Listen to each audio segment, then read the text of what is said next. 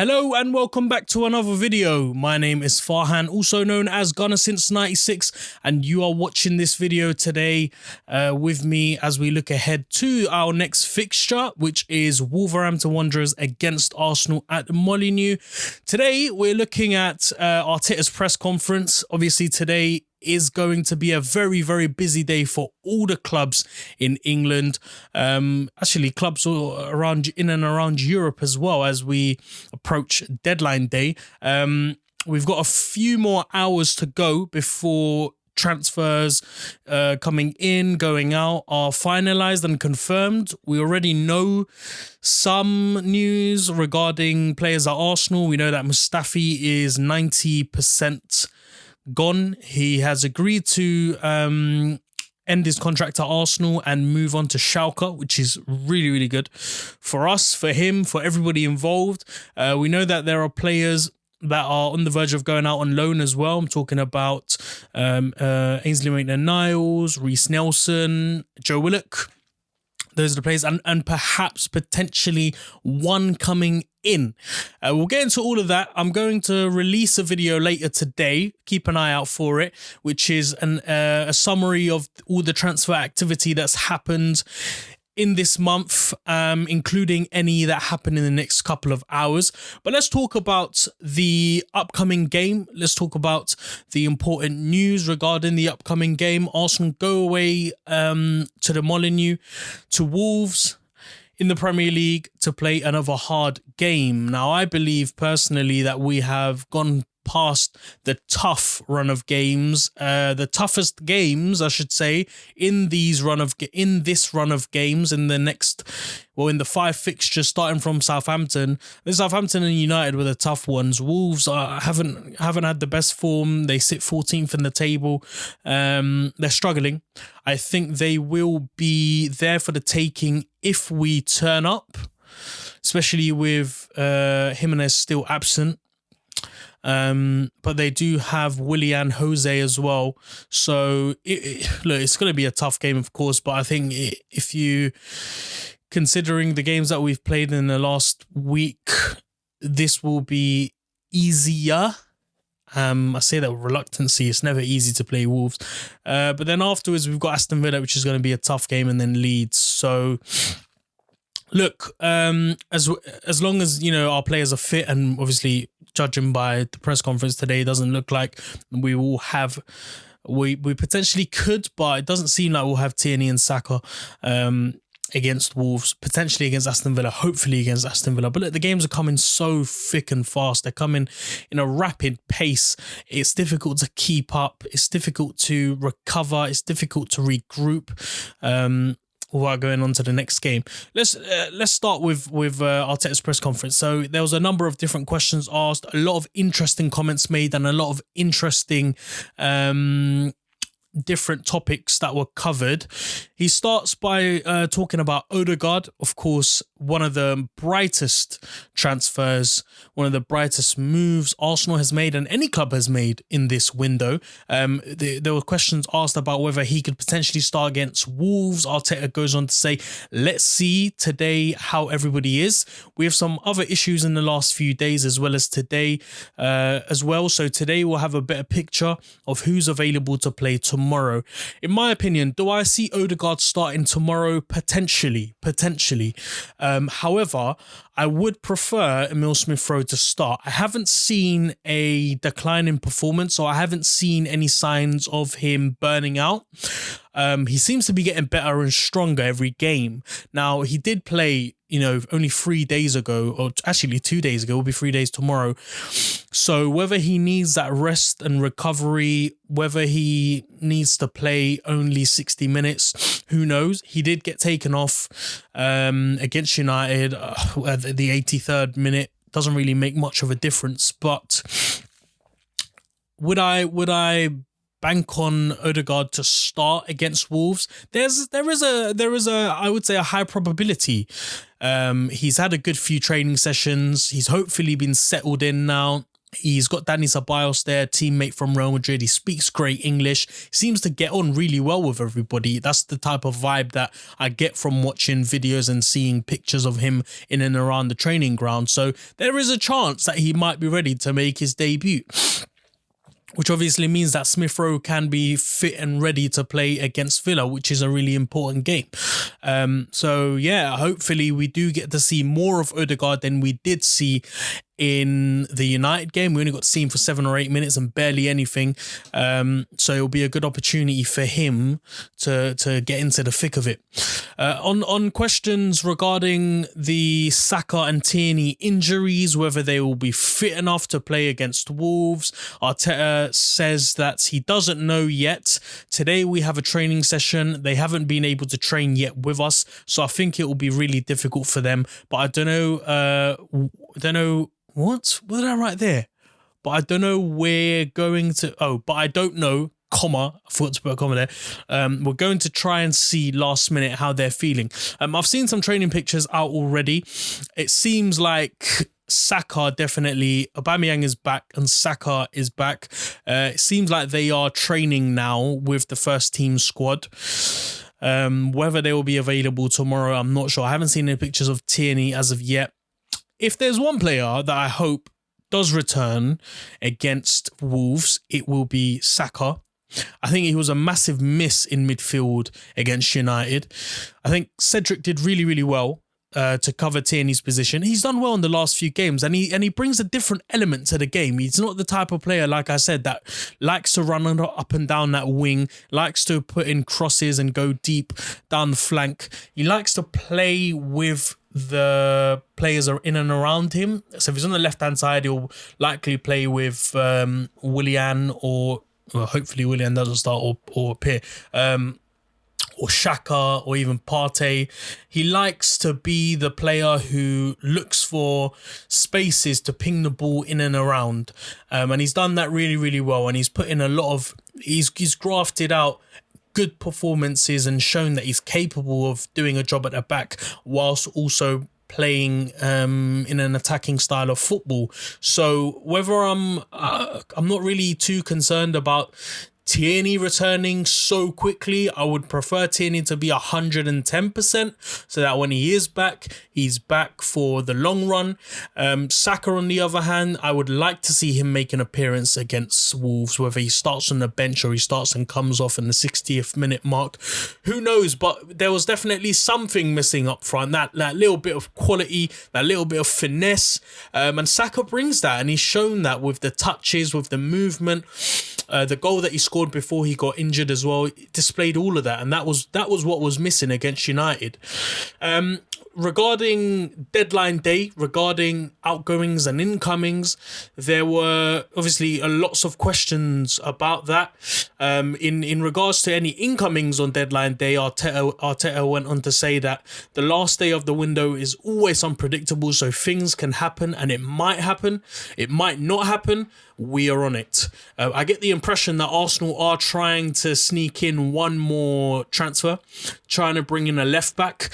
I'm hearing news about Van Aanholt. That was a player that I completely forgot the name of yesterday. Van Aanholt and Bertrand as well. Whether Bertrand is let go by Southampton, we're yet to see. I highly doubt it, because they haven't got cover for him, and he is the cover for their left back position, who usually is someone, and I forget who. He's an important player for them, so I don't know why they'd let him go. In terms of Van Aanholt, he is frustrated at Palace with the game time that he's been getting. The lack of game time, I should say, and Arsenal seem to be looking to try and get him in through the door. He's 31 years old, 30 or 31 years old in the last stages of his career, but I think it's a wise move for Arsenal to make, to get a backup, someone who is happy to sit on the bench and come on occasionally to put in a performance. And he's a decent little player as well. He can do a job at the back, and he does like to run down the flanks as well, a similar style of football that Arsenal are trying to play at the minute. So look, I'm hopeful that Arsenal do try and make some sort of a signing today. If they do get rid of Maitland-Niles on the right hand side, then you haven't got, the only cover that you've got there is Cedric for Bellerin, and that means you won't have any cover for Tierney. So I think they've got no choice but to get someone in if Maitland-Niles goes out on loan, and it does seem more and more likely that he will. So look, it's going to be a busy few hours for Arteta, and I think he admits that as well. In terms of outgoings on deadline day, Arteta goes on to say that we have decided who should go out on loan and we're working on it, so you'll find out before 11. He refused to talk about Ainsley Maitland-Niles. There were 2 follow-up questions about Maitland-Niles, and he refused to talk about that, which was quite interesting. Even questions about whether he was part of the future, his future plans, refused to talk about that. But I guess the fact that he's going out on loan does suggest that he will be part of the future plans. But in my head, you know, the only future plans that Maitland-Niles has in his head is to play regular first team football. Whether he's going to get out of Arsenal is difficult to see, because the Bellerin situation is ongoing. Whether he leaves in the summer or not is something we need to look at. And I'm certain that Arsenal do need to cover Bellerin's position if he leaves. Is Maitland-Niles ready for first team football? I don't think so. I think he needs solid Premier League football. I think he needs to shine wherever he goes out on loan, whether it be West Brom, Southampton, or whoever it may be. He needs to put in the best performances of his life, and only then will he try and strike up a conversation about replacing Bellerin if Bellerin moves on. But at the minute, it does seem a little bit wishy-washy. He does go on to say that we're discussing things with some players and some clubs, and if we make anything before the deadline, it's because we believe that it's the right thing for the development of the players. So it seems as if that the players that will be going out on loan do have a future at Arsenal, and he does want to implement them. And I feel sorry for someone like Reiss Nelson, who I have a bit of sympathy for Arteta when it comes to this situation that he's been dealing with Nelson, trying to implement him in the first team. I can tell he's got a soft spot for Nelson, but it just hasn't worked for him for some reason. I do believe that another loan spell would do him the world of good. He will be able to get more experience under his belt, more minutes. Likewise with Saliba. I think him and Saliba are in a very similar situation where they have to learn, they have to develop, and at the age that they're at, they need to do that really, really quickly. Less so Saliba, more so with Nelson. And Joe Willock, I just don't think is good enough right now for Arsenal. I don't think he performs at the level that he should be to play for someone like Arsenal. I think a club like Newcastle suits him perfectly. And if he does go out on loan and improve and proves us all wrong, then perfect. And if he doesn't, then we need to look at moving him on in the summer. But those are the 3 key players that we're looking at. And like I said, it seems as if Arteta does firmly have these players' developments in mind rather than moving them on. And you have to also remember that they're assets, so getting them as much game time as possible is important so that they can then increase their transfer value, or at least keep it at that level where it is, rather than see it decline. In terms of the team news for tomorrow, we have some more news about players who could potentially start.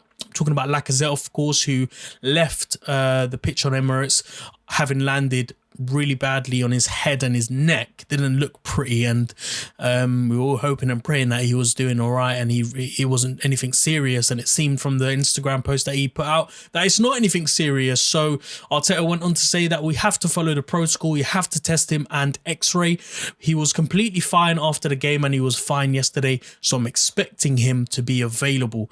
Really, really good news. If there's one player that we can't have out injured, it's Lacazette, because you don't have anyone to fill in that position, a natural striker.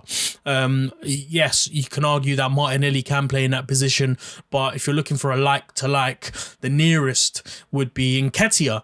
And if you put Nketiah in that position, you're going to expect him to graft out really good performances and score goals, something he hasn't done of late.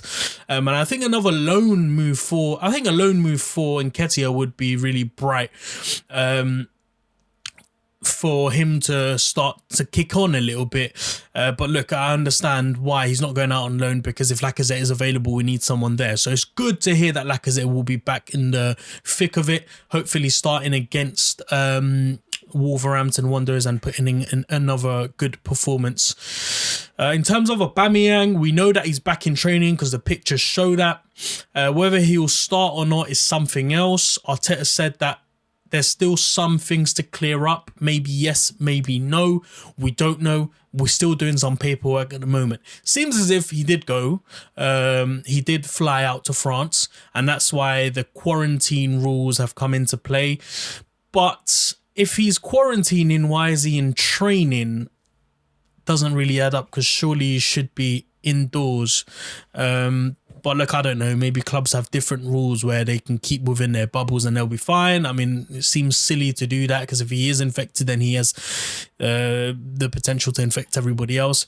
It is quite a moral kind of decision to make now, because the rules state that you need to be isolated. I don't know whether it's 12 days or 10 days or 7 days. I've lost count because they've changed it so many times, but he certainly needs to be isolating for X amount of days, and if he has completed that, then he needs to have at least X amount of days of training to be fresh and ready, because it's almost like an injury being out for this long. Not really this long, it's been like a week, almost a week. It seems like a long because of the number of games that we've played since he's been out. Has it been 2 games or 1 game? I don't know. It seems longer than it has been. But look, even missing a single game or 2 or 3 training sessions is more than enough to then start to pick up rust in your game. And you want him to be, 100% ready, doing the defensive work, doing the attacking work, similar to what Pepe and Martinelli were doing against United. I don't really see that sort of side in Aubameyang. Definitely when he's not 100%. So, you're thinking against Wolves, someone who's a team that likes to press down the flanks with Traore. They have players with pace like Neto, Moutinho as well to some extent, who likes to play the ball forward with pace. So we'll need the players who can do a defensive job as well as an attacking job on the ball, and on the ball quite literally and metaphorically as well. In terms of whether Arteta's happy with the business in the window that he's done so far, he goes on to say that I can answer that question probably better after tonight, because there are still some things to get done, and I reiterate that obviously there might be movements happening before the 11 o'clock deadline. Hopefully we see one coming in. A few more questions were asked, and both of these questions actually were really, really interesting to analyze and to the questions themselves were really, really good questions, but the answers were really fascinating. The first one being reassessing season aims. As a fan, you always seem to get lost in that kind of side of things where your team starts to perform really well. You're going 5 or 6 games without losing, picking up points left, right, centre, and then you start to think, okay, is there a possible chance of finishing in X position? Forgetting that we are still very much a team that needs a number of different changes, a number of different improvements. We have been improving, but that improvement isn't going to happen overnight. And so Arteta answers the question by saying, obviously we took some pressure off ourselves with the situation we were in the table, but we know there's a long way to go and a lot of points to catch up with the top teams, but we have to go game by game. We have to be very consistent if we want any chance of achieving any top spot. I think you hit the nail on the head there. 2 things that stuck out for me was taking it game by game, which is a cliche thing to say, but in Arsenal's case, it applies more so than ever, and the fact that we need to be consistent if we want to have any chance of finishing, dare I say it, in a top 4 position. Consistency is key in anything that you do in life, and Arsenal right now are in a consistent form, consistent run of games where they're picking up points, where they're picking up results. The performances have been consistent as well, but they do need to continue, and this separates a team improving to a team just going through good form. But I do see positive signs in every game, as well as seeing weaknesses as well. Listen, we've been very, very well drilled in our defense. Our defensive game have been really, really good. If we just tighten things up at the front, if things just click a little bit more in that final third, we have all the chances in the world of beating the big teams, of beating the mid-table teams, of beating any team. And so, like he said, game by game, and if we take it game by game, and look, if you look at the whole season, we're past the midway mark. We're approaching sort of the last the last quarter of the season.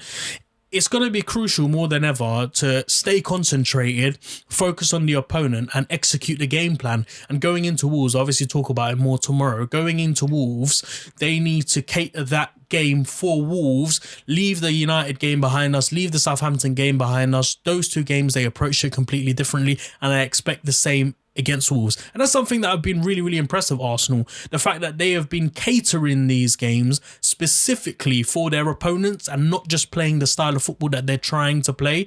It's more like looking at who we're playing and then trying to execute a game plan that will nullify theirs.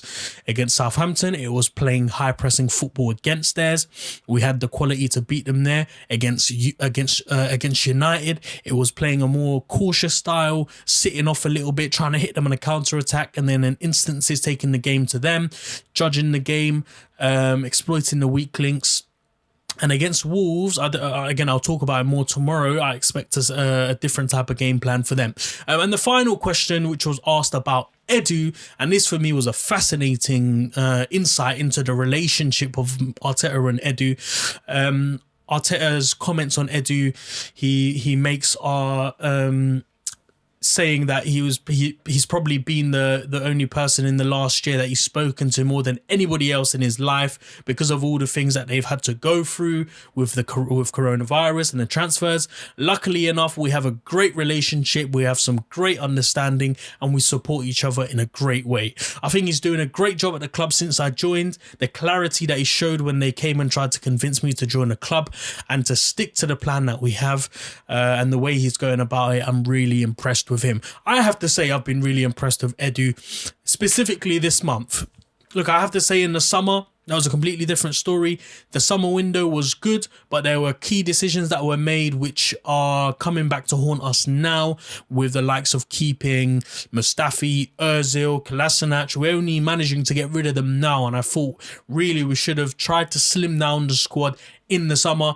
The right personnel were brought in. I mean, you can argue that decisions in and around the season to not play Saliba, maybe the decisions to bring in Cedric, Mari, were a little bit controversial in the way that they were dealt with the business, not getting, like I said, Saliba out on loan as well, and that really dented my confidence in Edu. But I have to say, this month he's really done the business, and he's perfected it really, really well, gone above and beyond the expectations that I had, which was bringing in an attacking midfielder, a goalkeeper, hopefully a left back as well, and getting rid of a number of players. And they've done that. They've executed that really well, and it's really rare for Arsenal to fulfill my expectations of any window, because often fans try to